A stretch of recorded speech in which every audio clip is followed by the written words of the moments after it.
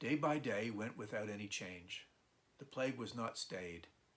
Every morning at daybreak, a cry used to go out from room to room over the house. Is anyone dead? But we were mercifully spared. In our whole lone street, only Dr. Little's family and our own remained without any loss. On some days, the cholera was more fatal than others, and on those days we could see a heavy, sulphurous-looking cloud hanging low over the house. We heard that the birds were found dead on the shores of Loch Gill. Early on the morning of the 14th day, my mother heard a great commotion among the poultry in the backyard, and on going out found several of them dead or dying. She came in and said it was time for us to go and pack up.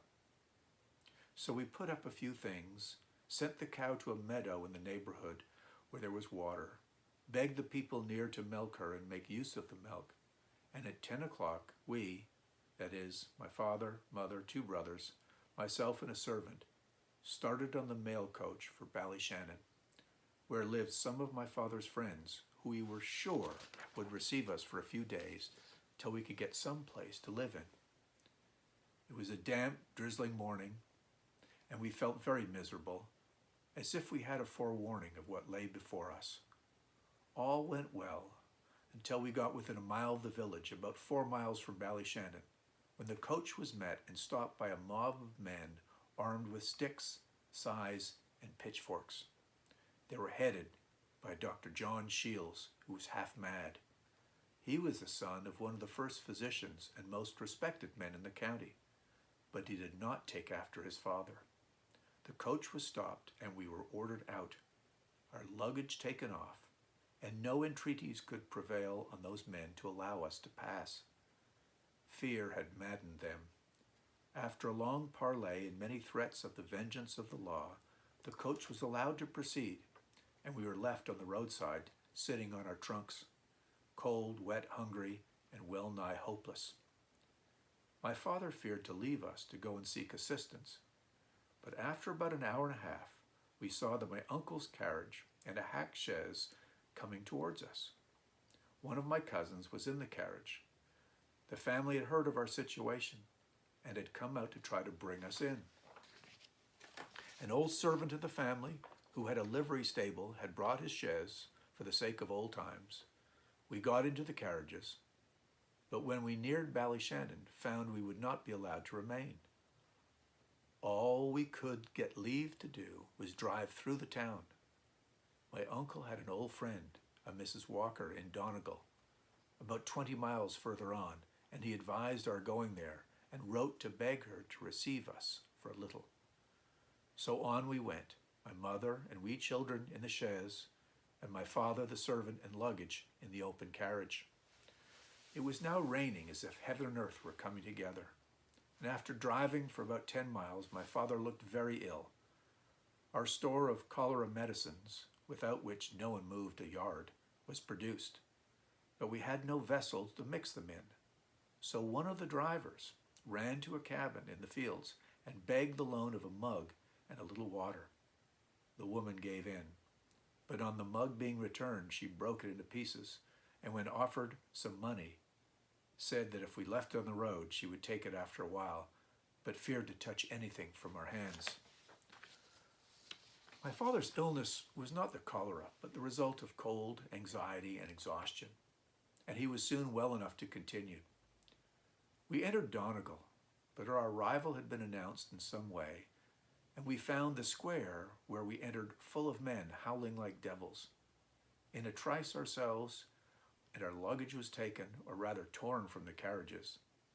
The luggage was piled in the center of the square, we placed on it, and a cry went out, "Fire to burn the cholera people!" We thought our last hour had surely come, and sat as quiet as we could and tried to be resigned to our fate.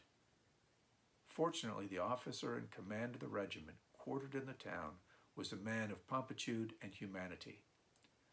The barracks gate opened into the square, and in an incredibly short time he ordered out the troops, who surrounded us in a square and faced the mob on all sides with fixed bayonets.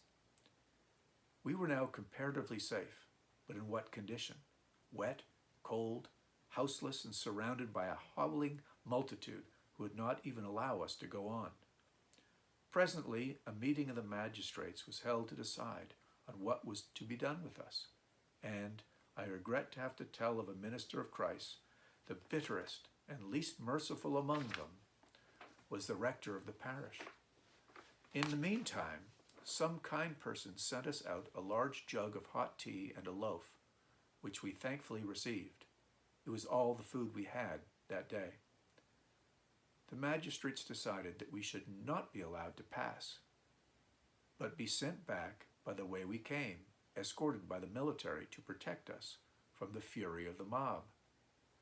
So our carriages were again packed, and back we went with our escort, who left us about 7 miles on the road.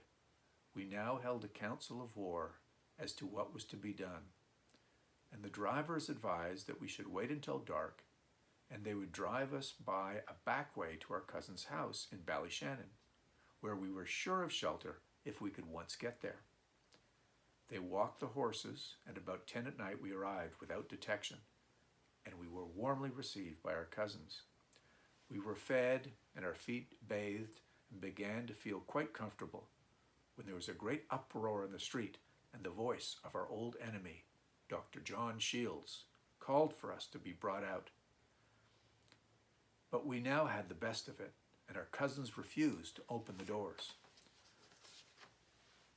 The noises continued, and presently the chief magistrate of the town and 2 doctors arrived and civilly requested admittance. They were let in on promising to abstain from violence, and we had to submit to a medical examination. We were declared free from cholera so far, but the house was put into quarantine, and no one let out for some days. And at the end of that time, we were able to live in peace till the plague had abated and we could return to Sligo.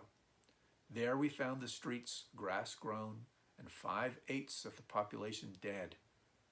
We had great reason to thank God who had spared us.